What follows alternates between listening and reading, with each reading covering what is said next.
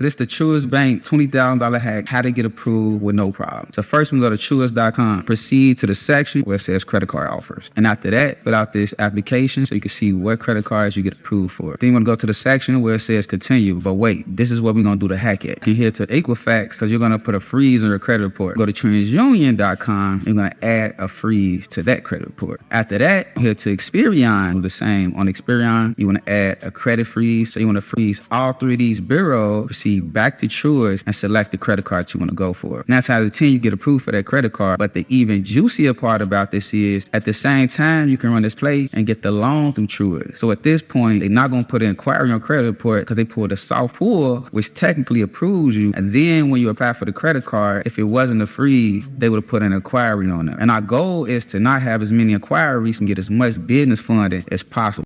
It's money coming to me easily. Money coming in and needing me. Money coming in repeatedly. Money coming, this is money coming. This.